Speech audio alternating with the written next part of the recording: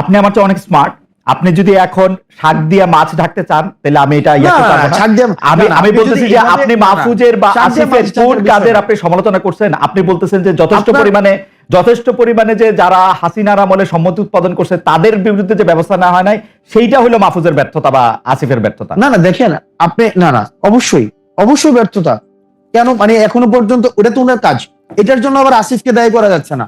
আসিফের কাজ হচ্ছে এলজিআরডি উনি দেখেন, উনি স্পোর্টস মিনিস্ট্রি দেখেন, আসিফ মাহমুদ এই দুইটা মন্ত্রণালয় দেখেন। এখন এই দুইটা মন্ত্রণালয়ের আপনি বলেন না যে কোন কোন বিষয়গুলা আপনি বলেন। আমি ইশাকের কথা বললাম, মেয়র ইশাকের ক্ষেত্রে আসিফের অবস্থান এবং সেই আসিফ জনাব আসিফ নজরুল দেখেন আসিফকে আমরা কি দেখেন আমি একজন প্রশাসক আসিফকে কোনোভাবে উত্তর ঢাকায় প্রশাসক নিয়োগের ক্ষেত্রে প্রশাসক নিয়োগের ক্ষেত্রে আসিফের গাজোয়ারি অবস্থান আপনারা কোনোদিন প্রতিবাদ করেন না। এটা অন্য কোনো উপদেষ্টা হলে অন্য কোনো সরকার হলে কি মানে কি জোয়ারি অবস্থান, গাজোয়ারি অবস্থান, গায়ের জোরে নেওয়া মানে গায়ের জোরে কি করছে? মানে কি করছে? উত্তর ঢাকায় প্রশাসক নিয়োগ দিচ্ছে, দক্ষিণ ঢাকায় ইশাককে নিয়াতে দেন নাই, শপথ নিতে দেন নাই। আমি না শপথ নিতে দেন, এটা একটা সাবজুডিস ম্যাটার ছিল, যে কোনো সাবজুডিস ম্যাটার ছিল না, হাইকোর্ট থেকে সেটা সেটেল ম্যাটার ছিল। উনি বলছেন যে উনি আইন উপদেষ্টার জন্য ওয়েট করতেছেন, যদিও খুব ভালোভাবে জানতেন যে আইন উপদেষ্টা আছেন হচ্ছে এখন সাউথ আফ্রিকা, এবং আইন উপদেষ্টা আসার পরে বলছেন যে সময় পার হয়ে গেছে। এখন দেখেন না সময় পার হয়ে গেছে, এখন যে সেক্ষেত্রে যে মন্ত্রণালয়ের দায়িত্ব ছিলেন এই মন্ত্রণালয়ের এটা বিষয় বা এটা হচ্ছে হাইকোর্টের বিষয়, তো হাইকোর্টের বিষয় হাইকোর্টের ম্যাটারটা সেটেল ছিল। এখন আসিফ মহোদয় তার ইয়া অনুযায়ী আপনার এলজিআরডি তে উনি যেই ডিসিশন নেওয়া প্রয়োজন উনি এই ডিসিশন নিয়েছে।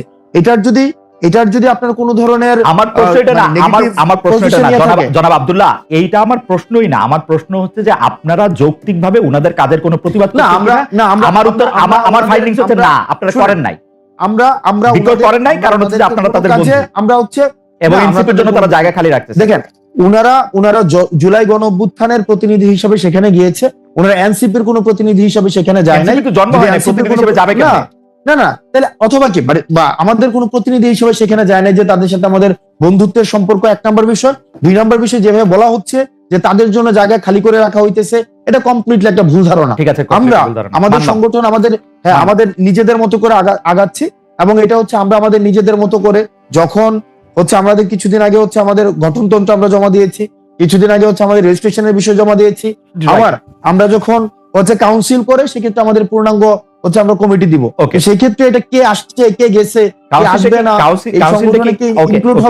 কাউন্সিলটা কি আপনাদের অতি শীঘ্রই করার কোনো ইচ্ছা আছে না কাউন্সিলটা আপনারা পরে করবেন? এটার ব্যাপারে কি সিদ্ধান্ত আছে? কাউন্সিল আপনারা কবে করবেন? মানে আমরা ইতিমধ্যে হচ্ছে রেজিস্ট্রেশনের বিষয়টা নিয়ে আমরা এতদিন কাজ করেছিলাম, আপনি জানেন জাস্ট 2 দিন আগে আমরা রেজিস্ট্রেশনের বিষয়টা সম্পন্ন করেছি। এখন অন্যান্য যে ফরওয়ার্ডিং যে বিষয়গুলো নিয়ে আছে সেগুলো নিয়ে আমরা আলোচনা করব।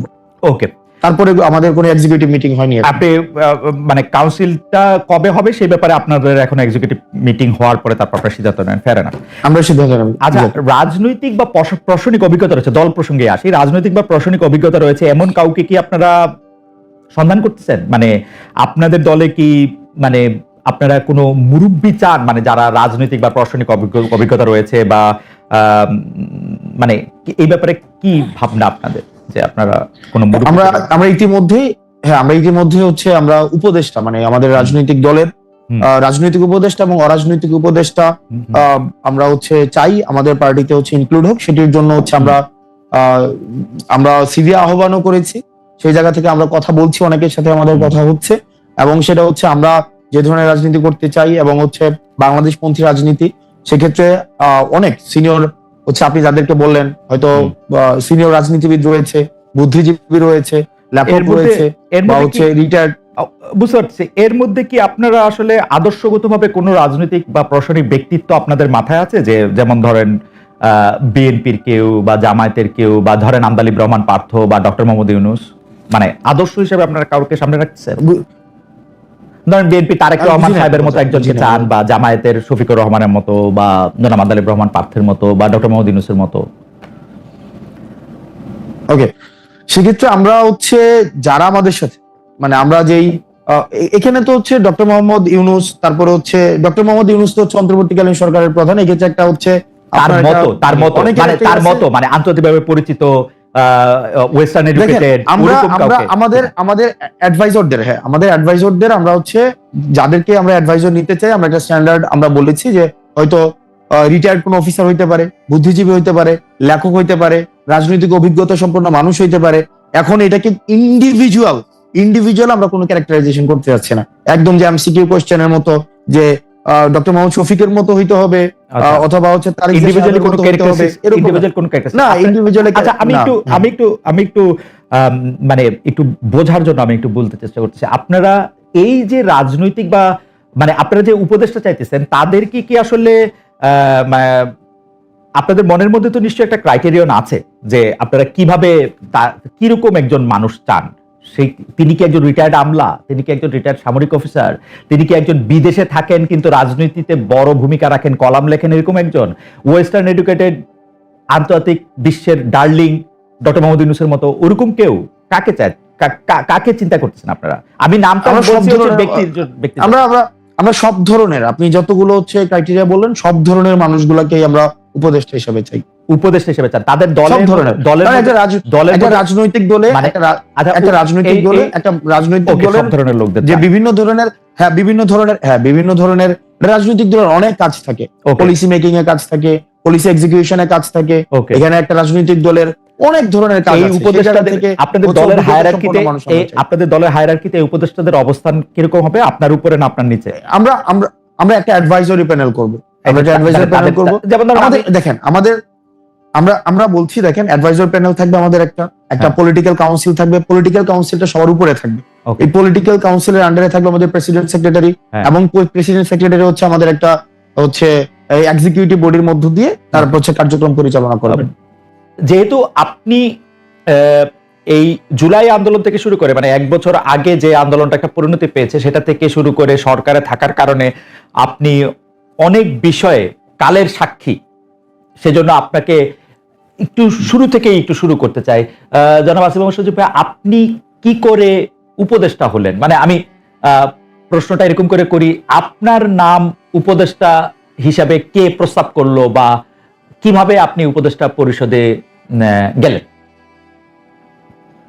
5 আগস্টের পর যখন সরকার গঠন প্রক্রিয়া চলছিল, 5 থেকে 8 আগস্ট এই সময়টাতে, 5 আগস্টে আমরা সবাই একটা জায়গায় তো একমত ছিলাম যে প্রধান উপদেষ্টা হবেন ডক্টর মোহাম্মদ ইউনূস, কিন্তু বাকিদের বিষয়টা ঠিক ছিল না। তবে আমাদের কিংবা তখনকার যারা সমন্বয়ক সবার একটা এক্সপেরিয়েন্স হচ্ছে, দেখা গেছে আমাদের 69-এর গণ অভ্যুত্থানে ছাত্রদের অবদান আছে, 90-এর গণ অভ্যুত্থানে ছাত্রদের গুরুত্বপূর্ণ অবদান আছে, তারা জীবন দিয়েছে। কিন্তু পরবর্তীতে দেশ গঠন প্রক্রিয়ায় বা সেটাতে ছাত্রদের অংশীদারিত্ব না থাকার কারণে দেখা গেছে যে ছাত্রদের ভাগ্যের আসলে কোনো পরিবর্তন হয় নাই। আর একটা বিষয় ছিল, সেটা হচ্ছে গণঅভ্যুত্থানের পরে আমরা যখন উপদেষ্টাদের তালিকা নিজেরাও করছিলাম, আরো বিভিন্ন জায়গা থেকে স্টেক হোল্ডারদের থেকে নিচ্ছিলাম তালিকা, তো দেখে আমাদেরও অতটা শিওর হতে পারছিলাম না, কারণ আমরা তো তাদেরকে ব্যক্তিগতভাবে চিনতাম না, আমরা হয়তো টিভিতে দেখেছি বা অনেককে দেখিও নাই, শিওর হতে পারছিলাম না যে তারা কতটুকু গণঅভ্যুত্থানকে ধারণ করে কাজ করবে। তো সেই জায়গা থেকে আমার যতদূর মনে পড়ে 6 কি 7 আগস্ট টিএসসি তে আমাদের 158 জন সমন্বয়ক সহ আরো যারা গুরুত্বপূর্ণ ভূমিকা রেখেছিল তাদেরকে নিয়ে একটা বৈঠক ছিল।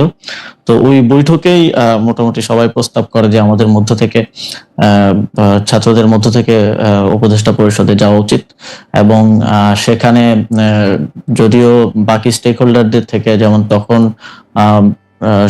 সেনাবাহিনী একটা স্টেক হোল্ডার ছিল, তারপরে রাজনৈতিক দলগুলো স্টেক হোল্ডার ছিল, তো উপদেষ্টা পরিষদে যাওয়া উচিত। তো সব দিক থেকে হচ্ছিল যে 2 জন গেলে, তারপরে সেখানেই সবাই মিলে সিদ্ধান্ত নেয় যে নাহিদ ভাই এবং আমি উপদেষ্টা পরিষদে যাব প্রাথমিকভাবে। পরবর্তীতে তো মাহফুজ ভাই মাননীয় প্রধান উপদেষ্টার বিশেষ সহকারী হন এবং পরবর্তীতে উপদেষ্টা হন।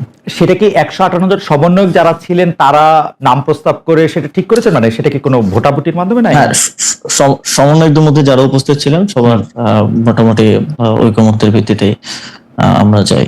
ওকে, উপদেষ্টাদের তালিকার কথা আপনি বলছিলেন, সেই উপদেষ্টাদের তালিকা কার কার কাছ থেকে আসছিল? আপনারা মানে এই কারা উপদেষ্টা হবেন সেই সিদ্ধান্ত কি আপনারাই নিচ্ছিলেন? মানে যারা আমরা একটা প্রক্রিয়ার মধ্য দিয়ে গিয়েছি সে সময়টায়। আমরা একটা লিয়াজু কমিটি করেছি, আপনি যদি মনে করতে পারেন। জি।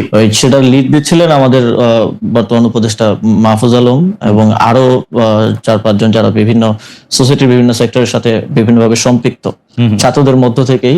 তো ওনারা মিলেই বিভিন্ন স্টেক হোল্ডারদের সাথে, যেমন বিএনপির সাথে আলোচনা হয়েছে উপদেষ্টা পরিষদ নিয়ে। আমাদের মাননীয় প্রধান উপদেষ্টা ডক্টর মোহাম্মদ ইউনূস স্যার একটা লিস্ট পাঠিয়েছিলেন আমাদের কাছে, সেখান থেকে ইনক্লুড হয়েছে, স্যার নিজে অনেক ইনক্লুড করেছেন। তো সবকিছু মিলিয়ে একটা উপদেষ্টা পরিষদ প্রাথমিকভাবে গঠিত হয়েছিল, পরবর্তী বিভিন্ন সময় সেটা আরো বর্ধিত হয়েছে। তার মানে হচ্ছে যে আপনারা বিএনপির একটা লিস্ট, জামাতের একটা লিস্ট, প্রফেসর ডক্টর মোহাম্মদ ইউনূসের একটা লিস্ট, সবগুলি নিয়েই মোটামুটি ভাবে আমরা যেটা আপনাদের কাছ থেকে জানতে পেরেছি বিভিন্ন সময়, বা উপদেষ্টারাও বলেছেন যে একটা সবগুলি নামের মধ্যে থেকে যে নামটা কমন বা যে নামটা নিয়ে বিতর্ক সবচেয়ে কম, এরকম নামগুলি আপনারা খুঁজছিলেন। ফাইনালি আপনারা যে উপদেষ্টা পরিষদটা পান, সেই উপদেষ্টা পরিষদটা যেই সময় আপনি শপথ নিলেন, যাদেরকে দেখলেন বা তাদের নাম শুনলেন, সেটা নিয়ে আপনারা মোটামুটি সন্তুষ্ট ছিলেন সেই সময়? এখন পর্যন্ত আসলে সত্যি কথা বলতে গেলে সেই উপদেষ্টা পরিষদের 50-60% মানুষকে আমরা চিনি, আর এর বাইরে অনেকে হয়তো আমরা চিনিও না। কিন্তু ঐকমত্যের ভিত্তিতে বা আমরা সোশ্যাল মিডিয়া কিংবা গুগল ঘেটে দেখেছি যে তাদের প্রোফাইল কিরকম। যেমন এমন অনেকের নাম আসছে যাদের প্রোফাইল বা ব্যাকগ্রাউন্ড একটু প্রবলেমেটিক, তো আমরা বিভিন্ন জন থেকে খোঁজ নিয়ে তাদের নাম বাদও দিতে হয়েছে। আবার এমন নাম আসছে যেটা হয়তো বিএনপির পছন্দ হয়নি বা এর খুবই রিজিড পজিশন ছিল, সেটাও বাদ দেওয়া হয়েছে। তো এইভাবে একটা সর্বজন গ্রহণযোগ্য একটা উপদেষ্টা পরিষদ বানানোটাই, যাতে করে সবার একটা ইয়ে থাকে, এটাই ছিল উদ্দেশ্য এবং শেষ পর্যন্ত সেটা হয়েছে। মূলত এটা কোঅর্ডিনেট করেছিল মাহফুজ ভাই, যে লিয়াজু কমিটি হয়েছিল তারাই। কারণ আমাদেরকে আবার অনেকগুলো যারা নেতৃত্বে ছিলেন তাদের অনেকগুলো দিকে আসলে মেনটেন করতে হচ্ছিল। তো আমরা দেখেছি, আমরা অবগত ছিলাম, বাট পুরো জিনিসটা প্রক্রিয়াটা মাহফুজ ভাই সহ ইয়ে করেছিলেন। ওকে, একটু মানে যেহেতু ওইখান থেকে শুরু করলাম, একটু আর্মেনিয়া কথা বলি। আপনি জানেন যে আওয়ামী লীগের যারা আছেন তারা সবাই মনে করেন, অনেকেই মনে করেন যে এটা আপনাদের ক্রেডিট না। না, আওয়ামী লীগের সবাই মনে করেন মোটামুটি এটা আপনাদের ক্রেডিট না, দেশের লোকজন কোনো আন্দোলনের মধ্যে কোনো অংশগ্রহণ করে না, এটা দেশি বিদেশি ষড়যন্ত্র এক। আর দ্বিতীয় হচ্ছে সেনাবাহিনী বন্দুকের নল উল্টা দিকে ঘুরিয়ে দিয়েছিল বলে তাদের পতন হওয়া সম্ভব হয়েছে। এবং বিশেষ করে সেনাপ্রধানকে তারা দায়ী করেন যে সেনাপ্রধানের বেইমানির কারণেই, কোট আনকোট বেইমানির কারণেই আসলে তাকে দেশ ছেড়ে চলে যেতে হয়েছে বা আওয়ামী লীগ সরকারের পতন হয়েছে। কিন্তু সেই সেনা প্রধানের ব্যাপারে আপনার বক্তব্য, যেমন আপনি বলেছিলেন যে বুকে পাথর জমা রেখে তিনি ডক্টর মোহাম্মদ ইউনূসকে আসতে বলেছিলেন, বা সেনা প্রধান ওয়াকার সাহেবকে সরানোর ক্ষেত্রে আপনাদের সাবেক সহযোদ্ধা বর্তমানে এনসিপির নেতা জনাব হাসনাত আব্দুল্লাহর কিছু কথা, সেই সবগুলি বিষয় আপনার সাথে সেনাবাহিনীর সম্পর্ক বা সরকারের সাথে সেনাবাহিনীর সম্পর্ক খারাপ করেছে কিনা, বা সরকারের সাথে সেনাবাহিনীর সম্পর্ক আলাদা কোনো কিছু কিনা, নাকি সেনাবাহিনী একটা ডিসিপ্লিন, মানে এটা একটু আপনার কাছে একটু জানতে চাই। বিশেষ করে আপনার বক্তব্যের পরে এটা এরকম মনে হয়েছে কিনা ডক্টর মোহাম্মদ ইউনূস হয়তো সেনাপ্রধানকে এখন থেকে খারাপ ভাবতে শুরু করলেন যে উনি যেহেতু আমাকে চানি নাই তাহলে আমিও ওনাকে চাই না, ব্যাপারটা এরকম হয়েছে কিনা? সেনাবাহিনীর সাথে সরকারের কিংবা আমাদের তো কোনো বিরোধ নেই সেনাবাহিনীর সাথে। বরং আমরা মনে করি যে 5ই আগস্টের এবং এর পূর্ববর্তী গণঅভ্যুত্থানের সময়টাতে জুনিয়র অফিসার সহ যারা আছেন তাদের একটা চাপ ছিল যে তারা কোনোভাবেই গুলি করবেন না। সেটা বিভিন্ন মাধ্যমে আমরা দেখেছি, দরবার হলের মিটিং এর ইনফরমেশন লিক হয়েছে, সেখানে আমরা দেখেছি। তো তাদের অবদানকে অবশ্যই আমরা স্বীকার করি। তবে কিছু একটা জায়গায় আমার মনে হয় যে জায়গাটায় কনফ্লিক্ট, সেটা হচ্ছে আওয়ামী লীগের প্রশ্নে, যেটা আমাদের যেই সরকার গঠনের উদ্দেশ্যে 6 তারিখ বঙ্গভবনে যে বৈঠক হয় 3 বাহিনী প্রধান এবং রাষ্ট্রপতির সাথে, সে সময়কার আমি আগে একটু বলে নিই, কারণ এর আগে যখন কথা বলছি সবাই অনেকে বলতেছিল যে আমার শপথ ভঙ্গ হয়েছে। আমার শপথ গ্রহণ হয়েছে 8ই আগস্ট। 8ই আগস্টের পূর্বের যে কোনো সময়কার বক্তব্য আমার শপথের মধ্যে ইনক্লুডেড হবে না। 8ই আগস্টের পরবর্তী যদি কোনো আমি রাষ্ট্রীয় গোপন তথ্য পাবলিক করি, তা সেক্ষেত্রে আমার শপথ ভঙ্গ হতে পারে। তো গোপনীয়তা শপথ ভঙ্গ হওয়ার বিষয়টা অনেকে বলেছে। তো সেই মিটিংটা ছিল 6 আগস্ট, সরকার গঠন প্রক্রিয়া আমরা যখন ইয়াতে আলোচনা করি। তো সেখানেই এটা আমি আমার আগের বক্তব্য বলেছি যে সেখানে এই কথাটা এসেছিল যে সেনাপ্রধান বলেছিলেন যে দেশের 30-40% মানুষ তো আওয়ামী লীগকে সাপোর্ট করে। তো যে অন্তর্বর্তীকালীন সরকার আসবে সেটা তো সবার কাছে গ্রহণযোগ্য হইতে হবে। তো আওয়ামী লীগের সেই 30-40% মানুষ তো ডক্টর মোহাম্মদ ইউনূসকে হেট করেন। তো এইটা নিয়ে আমাদের 3-4 ঘন্টার মতো প্রায় প্রায় এই টপিক সহ আরো আহ, হুম। প্রাসঙ্গিক অন্যান্য টপিক ছিল, বাট এটাই ছিল মূল টপিক। 4 ঘন্টার মতো সম্ভবত বৈঠক হয়েছিল। সেখানে আমরা 4 জন ছিলাম। বাইরে ছিলেন তখন আসিফ নজরুল স্যার ছিলেন, তানজিমউদ্দিন স্যার ছিলেন ঢাকা বিশ্ববিদ্যালয়ের, আরো সমন্বয়করা ছিলেন। ভেতরে আমরা 4 জন ছিলাম, আমি, নাসিরউদ্দিন পাটোয়ারি ভাই, মাহফুজ আলম ভাই আর নাহিদ ইসলাম। তো